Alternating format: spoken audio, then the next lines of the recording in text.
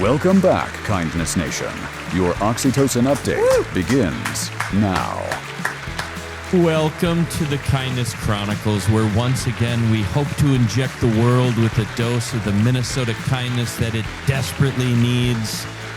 It's real smoky outside here in Matamidi, Minnesota. From the Boundary Waters? It's coming from the Boundary Waters. Jeff is back there tooling away on his magic machine. Hi, Steve. Hi.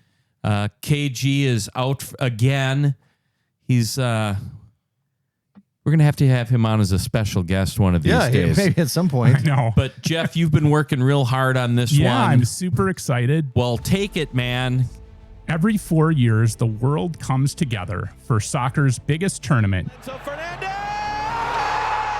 Argentina! They always find a way! Nations unite. Fans cheer. And for one unforgettable month, the world's captivated by a single goal. But this year's a different kind of World Cup. The players weren't professional athletes. They were volunteers. They came from 4 continents and 5 countries. But in Malawi, they all wore the same colors and played for the same team. Their trophy wasn't made of gold. It was clean water. And together, they helped create new wells for 7 schools, supported regenerative agriculture on local farms, and transformed schools and dormitories through the generosity of Salesforce volunteers. Their efforts will help bring easier access to clean water for more than 2,000 students. Today, we relive the journey through the eyes of those who lived it and discover what happens when people from around the world unite with one mission and one goal.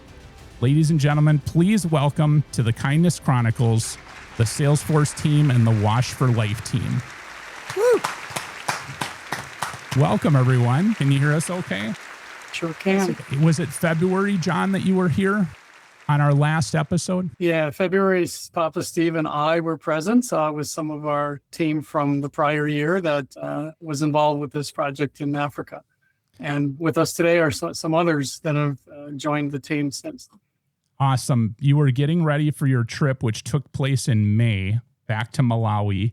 I remember you had said you were interested in kind of getting a more international exposure. How do you feel about how it came together? Why don't you introduce who we have on the team and what country they're from?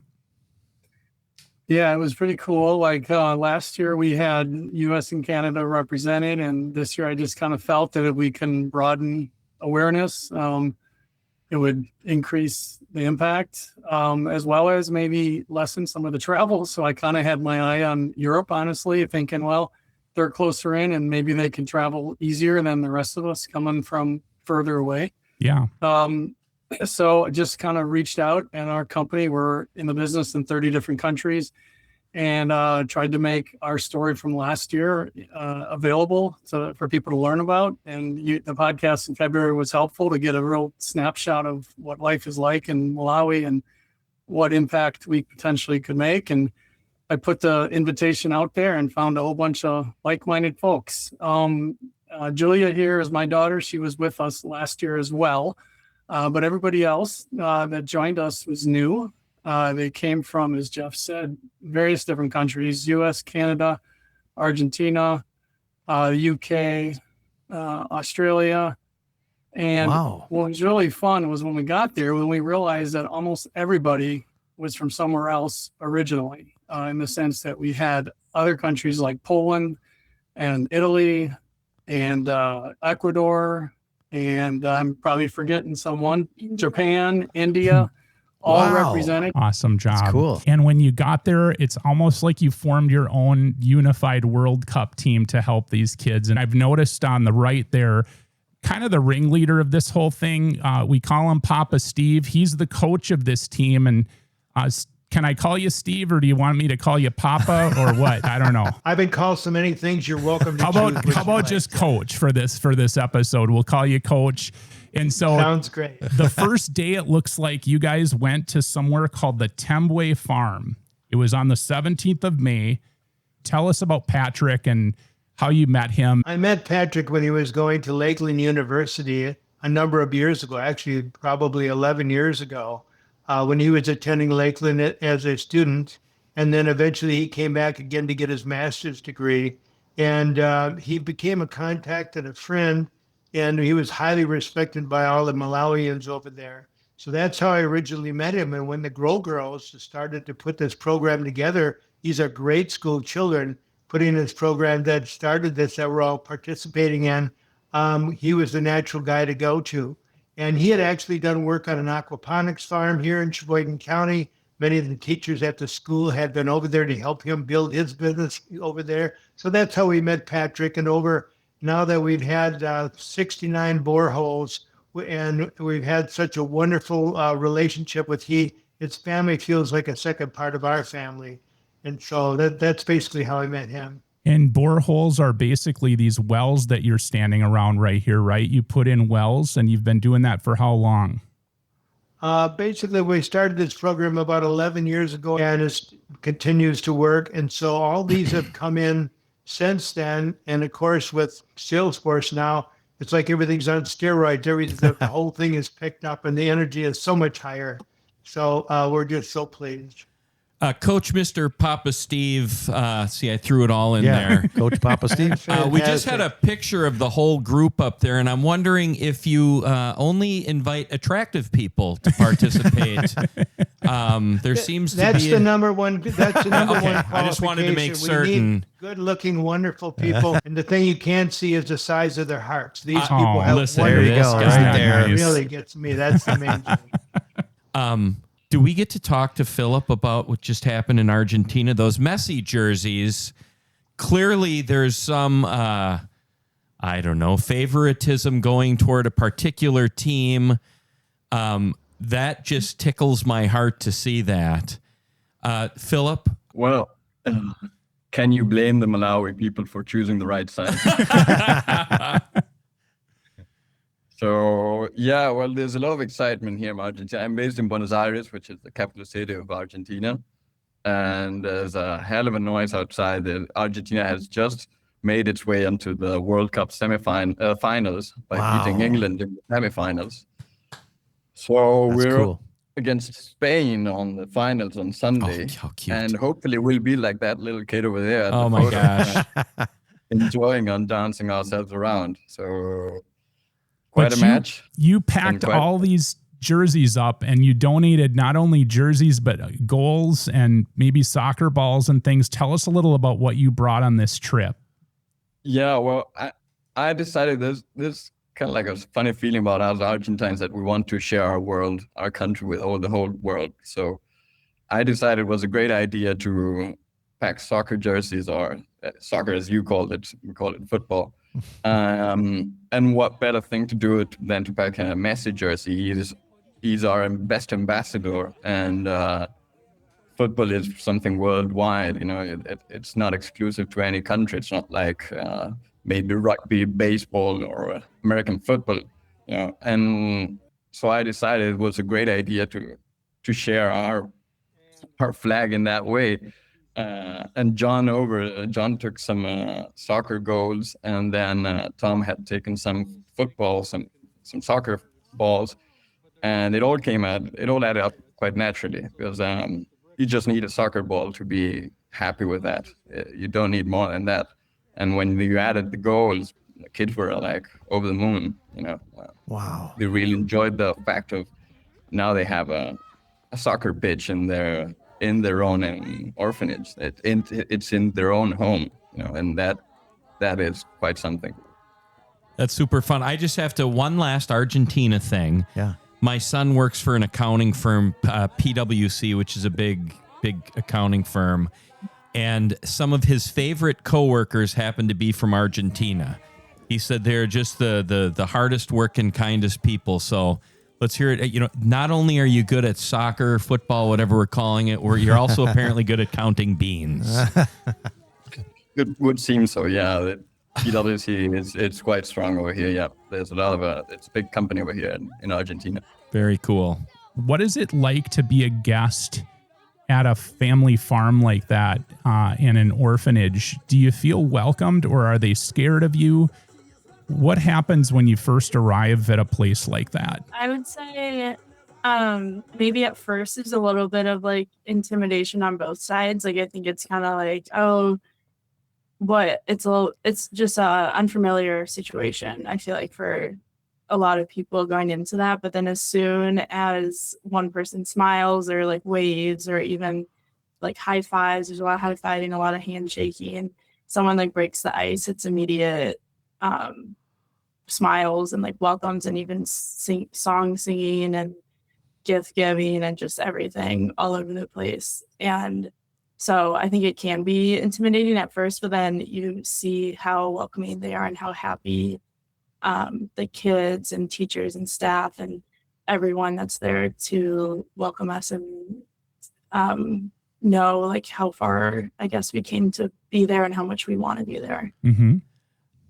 Do you set this up through like the State Department, through the embassy? How is it that you make the connection? You don't just show up, I'm assuming. I will begin that, and then I'll maybe bounce to Papa Steve, but it's his relationship with the individual mentioned earlier, Yep. Patrick Tembwe, who owns the farm, which actually resides just next door to the orphanage. So there's a relationship there from back in the day that they've known each other for 10, 15 years, whatever it's been. And now there's been an annual visit that we've grown to establish. And I think the very first time that one of the times that they were visiting the farm, no one had been to the orphanage from the WASH team, and they went over there and just introduced themselves, and it's gone from there. So it's really through that relationship that it began. That's amazing. My first year was last year, and we, showed up at the farm, and I do remember understanding that as I was there, is in the distance, there's a tree that there was just filled with children because they were watching us at the farm because they knew we were coming. So Wow. It's like they climbed the tree and they were noticing us there because they, I think, had an expectation for us to arrive, in the afternoon over by now.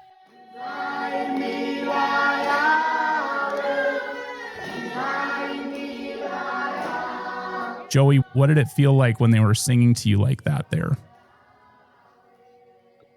Oh man, as Julia mentioned, they have a song and dance for everything. I feel like, from welcoming us to just the program that they plan for us in the auditorium.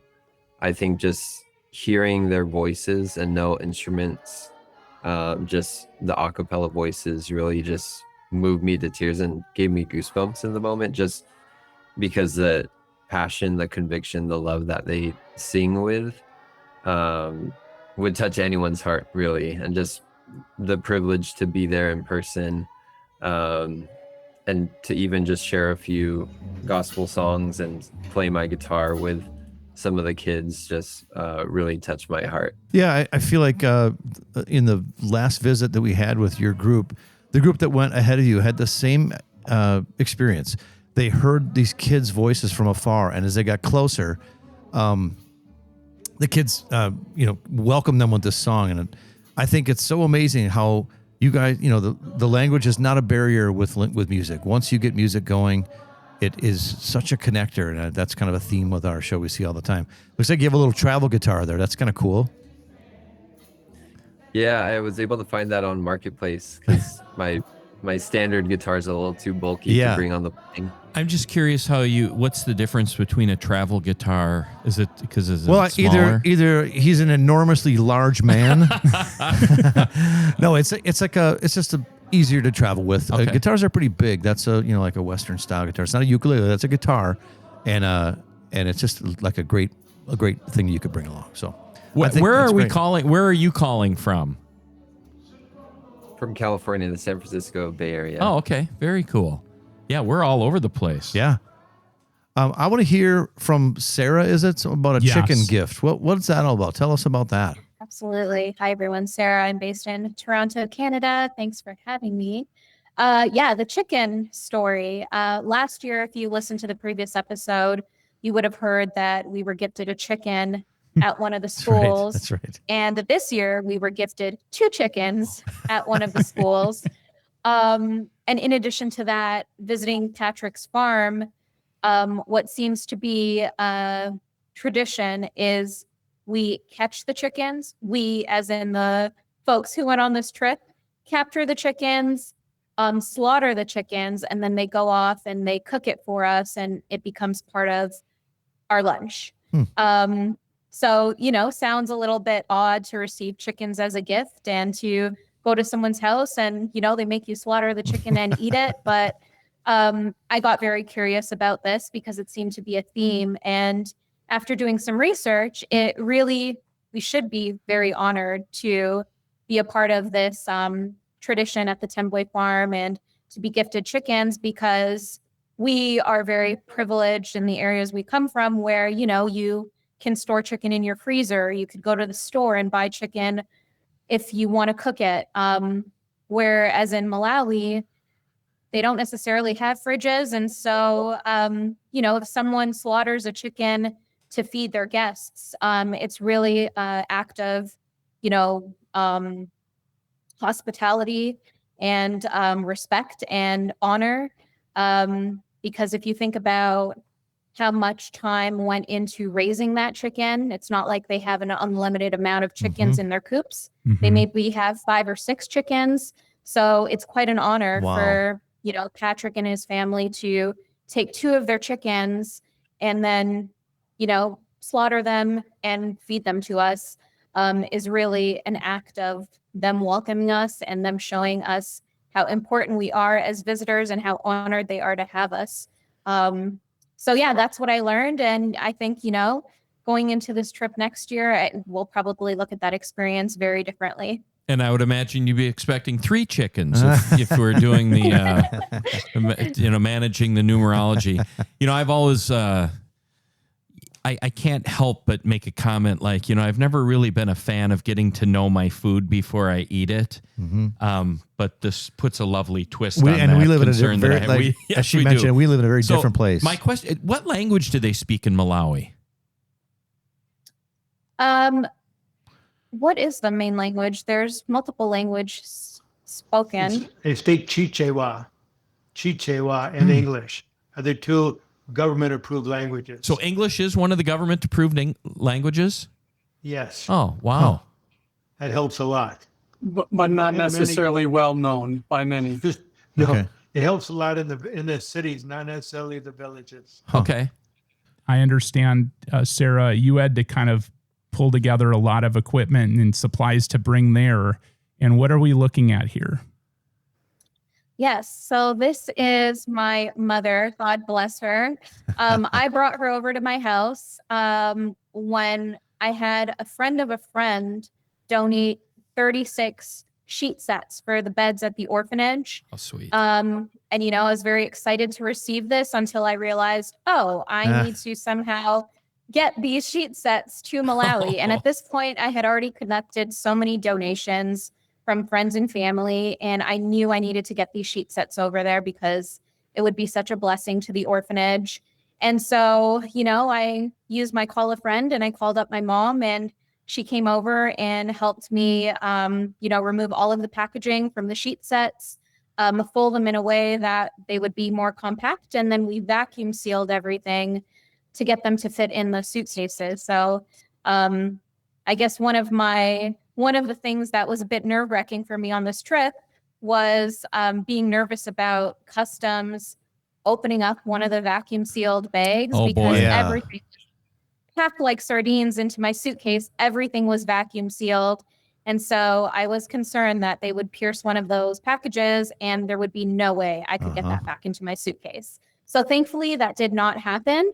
But a bit of a tip for those who are going next year, the vacuum sealing method really did work for me. I was able to fit everything into my suitcase and get all those 36 sheet sets over along with all the other donations that I had collected. So what was the reaction to the sheet set? I'm curious. What were the kids' thoughts and what did they say about it? Yeah, so the sheet sets weren't unpacked with the kids. Ingrid, who is the founder of the orphanage, was very grateful for them. And, there's just so much thought that went into that. Like the donor who donated that, deciding to pick sheets that had like fun patterns on them versus just solid sheets, I thought was very special. And that donor also donated like name labels so that the kids could actually label some of their belongings, because I feel like in an orphanage, everything is shared. So it's special for a kid to be able to kind of label something as their own. And so, yeah, just very thoughtful people who contributed to this. I often think of the practicality of travel like that. What did your bag weigh with 36 sheet sets in it? I have a wife who has an ability to travel with 75 pounds of shoes for a week-long trip. What kind of shoes she wearing? Weighted Yeah, shoes. I did have to check an extra bag, so I was traveling with 4 pieces of luggage. Okay, Wow. that sounds like my wife. So very nice. That's cool. I have a logistic kind of question about this. We're interested in the logistics. No, I'm more about like, okay, the group that went last year, they went to an orphanage. And is this the same orphanage? Are you going to the same spot and then you go out and help with the water, or are you going to different orphanages? That's my main question. Yeah, I'll take that. That's a perfect question, in Yeah. the sense that the day one with the farm and the orphanage was indeed the same. Okay. However, every day thereafter is different, in the sense that Papa Steve and his organization has been raising funds throughout the year that then builds boreholes and wells in different villages and communities around the country. Okay. So other than the first day when we go to the familiar spot, every other place was new and had just received that gift of water for the first time. Cool. Okay. That's what I thought. I just was curious about how that kind of laid out, but it's sort of a ceremonial moment when you arrive there every time, because it's kind of your Can you group. explain what a day is like, when you're providing the water? What is the process that you go through, and how does that all work? We get there after a long bus ride, and we're very welcomed by a lot of, sometimes I feel like it depends on different schools, but a lot of times it's a lot of kids welcoming us, very excited, just for like guests or for a new schedule, a school schedule. And the teachers are there to welcome us as well. And sometimes we spend some time in the classrooms to interact a little bit closer with the kids, and we talk to the teachers and try to teach a little lesson or just have some interaction. And then we go to the borehole, like where it was built, and there's usually a sign for who donated it, so we can say thank you to them and thank you to the school. And then sometimes, a lot of the times, the school will have something for us, like a speech prepared, or some kids will do like a poem for a dance, and yeah, give us some welcoming. And it's usually how it goes, but you never know. There's always something that's thrown in the middle of it. Julia, what's it like going on a trip like this with your dad? And is it That's your a good first? question. Is it your first one? This is my second one. Second one. Okay. So yeah, this is my second year doing this specific trip. But on that topic, I would say that we've done some volunteer trips like this in the past, and he's done many, and then I've tagged along on maybe 3 that are different from Wash for Life. So I'd say it's really special to like have that shared interest and to have that the role model to want to do those things, and like the shared interest of traveling and volunteering. So it's really special to be able to share that. And also Wash for Life has made it even more of a community and a home. And yeah, it's always funny when people ask how I get involved in it, and I'm like, you'll have to ask my dad. It's exciting. It's really cool. It's fun to be able to talk about it and have like a family connection. I do have a quick question for Dad.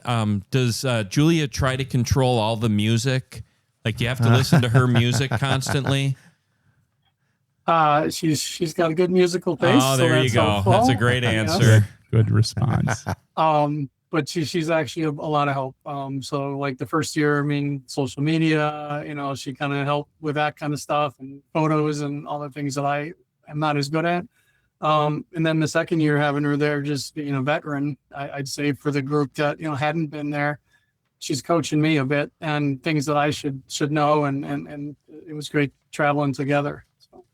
Speaking of traveling, Phillip, I was struck by what you shared during our prep call a little bit about life in Argentina and what that's like, and how you were blown away at the sheer scale of what you saw. Tell us a little about what you were sharing with me about the kids and how the team kind of grew and bonded. Sure. So coming from Argentina, I kind of spotted at first some similarities on areas of poverty, but because Argentina is also a very vast country, it's a huge country and got a lot of. It's not that populated in some areas. So riding around those long bus rides that Julia mentioned, it felt like something I knew, like finding just a home and then another home, and eventually you find a school. But what blew my mind was that all of a sudden, in one of the schools, 2,000 kids just rushed to the van, and the sheer joy of us being there, and it was seen. It was what's impressive. It's not something of just one school. It's something that you find all around the place. And maybe even if you're not stopping at the school, you might be going on the road, and kids see the van and they rush to the van and just waving. It might not stop, but they're still waving and trying to get a hi from you. And so that was amazing. It was beautiful to see. It was the sheer joy of us being there and being able to share with us. And the team, when we all came together for that. As Jon said, we're all from different places, but there was a feeling of a family in there. We're all united through that cause, and it felt beautiful for everyone, I'd say. Just for those of you that don't know, Steve Brown, who's here with us, is a bona fide rock star here. Mm-hmm. And when your tour bus rolls into town, you get the same kind of reaction, don't you? From the people? No, not really. Okay, it's very different. No, but I know what you're saying, and it must just you are the most exciting thing that's happening in that town in that moment. Your arrival of your group, even if your group is going through, they see it as something exciting, right? Something exciting is going on, something new, something different. To be a part of that, especially I like how Jeff put this whole thing together in that it's you're a team from around the world, people from everywhere. You're unified in that feeling, in that moment together. That's got to be something you never forget. Joey happens to be a very talented barista in addition to his guitar playing skills. So I understand he helped give everyone a nice, hot, freshly brewed cup of coffee during a tough day. But we also had Phillip brewing green tea, I guess, on the bus while they were driving through Africa and giving everyone fresh green tea. Is that right, Phillip? It's not actually green tea. It's mate, which is the Argentine drink. The way to describe it was like tea, for everyone to understand that it's healthy and there's nothing wrong with it. But it's mate. It's our most iconic beverage. Really? And what is it called? What's it called? It's called mate. It's called spelled like mate. Oh, mate. And it's about sharing, because I drink on this and I'd add some water and I'd share it with the next one. And it's all about sharing. It's on a different scale as Joey's coffee, who was there up to get everyone on a rise and shine in the morning, early in the morning. So yeah. Papa, I have a question for Papa Steve. Coach Papa Steve. Coach Papa Steve, as you've been living this for as long as you have, you must just tell us how you feel about the sort of the legacy that you've created. Well, first of all, I feel I'm so grateful that I'm part of the legacy. I don't feel like I've created anything, but I've been part of it. I look at us all as being on a train. Who's running the train, where it's going, it's not up to me. It's up to everybody, and a spirit that's bigger than all of us, as far as I'm concerned. But I'm just so happy to see what's going on, and to have people of all ages get together, be able to receive joy, to be able to do things for each other, to be able to bring our world together I think is absolutely phenomenal. and it's brought. I've been retired now for a number of years, and I never thought I'd receive so much joy thanks to everybody here and all the friends of mine. I never thought I'd be able to receive this kind of joy at this stage in my life, and it just again reminds me that it's available to everybody. Oh, it's just wonderful. Yeah, so cool. Can I ask a question though, as long as everybody's here, Jeff? Absolutely. I got a question. I got a something in the mail from I think everybody was at the Longway Hotel, and somebody forgot something, and I was wondering if this on the front of it, it says team captain, and so I was wondering if anybody forgot this. What in the world is that, Coach Papa? I don't know. Oh, John's laughing the most. Maybe he can tell you. What is that, John? It is kind of interesting to look at. That zoomed in. I did not leave it in Malawi. I actually brought it with me, but it was a gift that I was given. Award, maybe is another word. While we were in Malawi, others that had traveled before me were given it, and this year it was my turn. It's called, I guess it's goat. It's goat skin crown, or it would fit on Papa Steve's head if he were to attempt to wear it. Okay, very nice. Okay, for those of you listening, worn. So. For those of you, the people that are listening to this podcast instead of watching it on YouTube, could you describe what it's all kind of frightening it's looking. Got goat hair on it. Goat like hair, a goat's maybe? tail. Yeah. Multicolored ring crown full of fur, basically is what it is. And it's a one size fits all sort of situation. Absolutely, and the idea being that GOAT stands for greatest of all time. Absolutely. There we go. The reason John there's only been a couple of people that have received it, and the reason John got it is because he is certainly the team captain for Salesforce. He's done a phenomenal job of bringing everybody together, works extremely hard, and is also, like everybody at Salesforce, has made a huge difference. So we wanted to be sure that John received that and received it, hopefully in front of all of you. I hope we I hope we really feel good about it. Honored you, yes. Well, that's very cool. Gotta wear it to work sometime. I think he should. Yeah. John, you didn't want any of that attention, and I understand that, but it's well-deserved because you organized this group, and just based on how everybody's responding to you, I can tell that they do feel like you're the greatest of all time. But tell us about what you did there with funding the wells and how many you installed and how we can help get the word out. Sure.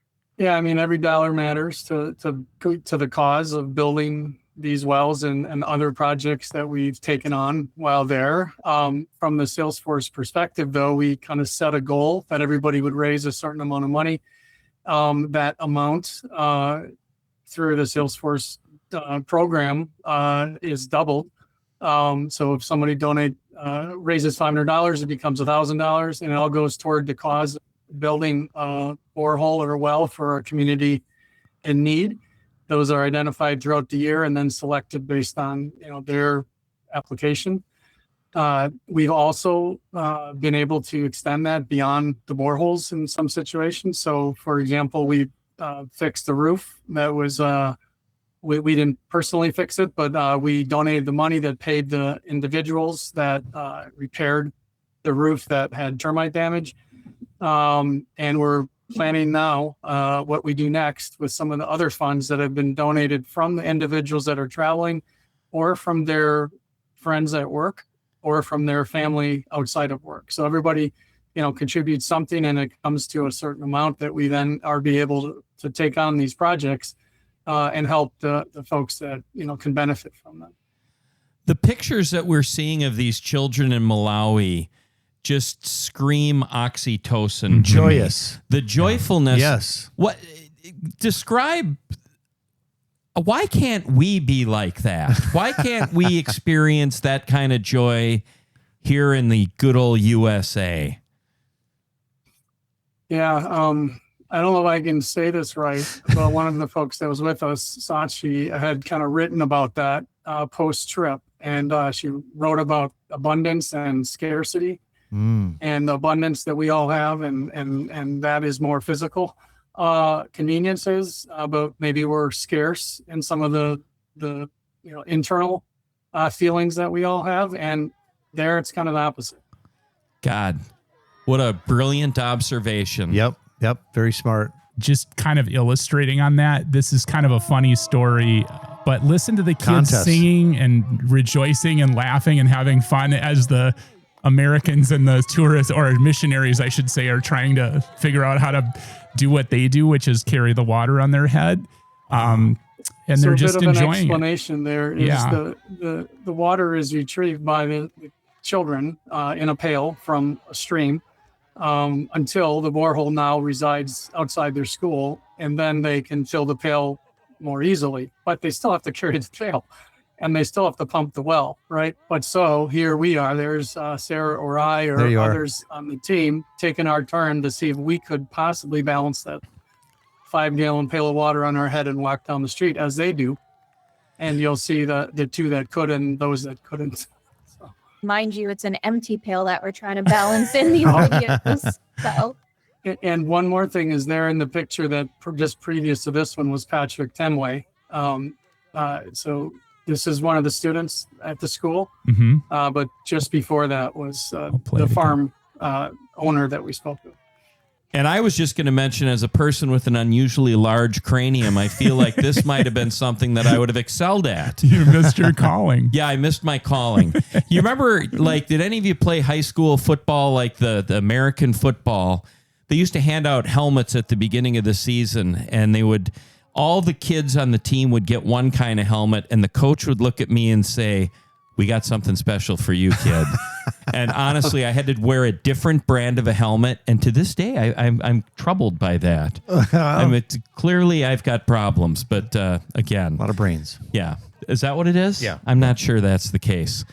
That looked like so much fun. Just in that moment, doing that game of trying that. It's so unique for Americans to do anything like that. I've been to India myself, and just being in a different culture, it brings everything in a new frame of light. And I would love to be a part of something like that. I know exactly how that must feel, and I think anyone should be encouraged to get involved and do things like this, because it's unifying us and it's bringing us together, making the world smaller. It's Well, you beautiful. should get a job at Salesforce.com. I should. That wouldn't. It's not limited to them. So we had others. Julia Right. doesn't work at Salesforce. We had Vanessa, who works at university in Australia, and any family, friends, or podcasters. are out there. Podcasters, yes. Should do a show out there. That'd be great. Help them out and do a little show. It's Jeff, really cool. can I make an invitation? Absolutely. To any one of our listeners or ourselves. If you'd like to come along, or your group would like to come along, there's a special celebration of a birthday, at least I think it is, next June, when we're going about the 3rd week. I won't tell you how old I'm going to be, but we're going to celebrate it at the 80th borehole that we have. Wow. And so, I don't know, Julia's asked if she could be the one to dump a bucket of water over Papa Steve's head. I'd love to have you do that, Julia. I'm afraid there's 10 people in line, so we'll have to take it to a raffle or something. But Jeff, I would put you in that group as well if you want. 'Cause Birthday I party? know that the other folks. So we're going to do that next year, and by that time we'll be serving over 80,000 children with such a simple thing as water. Wow. And Beautiful. boy, did that make a difference. Beautiful. Is this just leading up to your safari then that you kind of cap your trip off with? Yeah, we end up with a safari because it's just such a beautiful experience. Most of the people around the world that we've gone with, including myself, and I've been there 4 times, this will be my 5th time. And by the way, I brought 5 of my grandchildren. I hope to bring the other 2 this spring. But going on a safari, everybody just loves it. It's a good chance for us to sit back and to see nature in its natural, in a regular form, and just the animals we don't have a chance to see, and also sit back and just to enjoy each other's company. Wonderful. Well, I would assume that Phillip at some point would like to get out and party with the rest of his Argentinian. He's ready to hit it. Argentine. How is it? Argentine? Is that how we ask him? Was this a strategy on your part to kind of begin spreading Argentina fans throughout the world as you guys take over football, soccer as we know it? Well, we've got the best team in the world. Now we've got the biggest heart of Africa. That's right. It's beautiful. So cool. I love it. Can I just say thank you for all of you for showing us how to share your skills, your time, your energy, your talents, and your compassion for other people that would never get that. I that just means a lot to everybody that's listening. Yeah, I second What that. an experience for the people that get to, to participate in that. I myself I'm an avid indoorsman, so some of the outdoor stuff that you have there looks a little uncomfortable for me. Is there a JW Marriott in Malawi? That No, probably not. Okay. They'd find something for you. Just take a lot of pictures for me, Steve. I love it. Well, it's an absolute pleasure to have you back, and we'll do whatever we can. We're going to include links to those websites that we saw where people can donate and help out or inquire about a trip. Thank you for what you all do. It's cool, and it's appreciated that you're including us in that, and we'd love to be back and maybe with some of the rest of the team. There's a lot of stories we didn't know how to fit it into 60 minutes. Wonderful. And hey, happy 40th birthday next year, Papa Steve. Yeah, right. It's going to be fantastic. You look great. All right. Thanks, Thank you. everyone. Thank you, everybody. Have a great one. For your weekly dose of positive propaganda, subscribe on YouTube and wherever fine podcasts are found.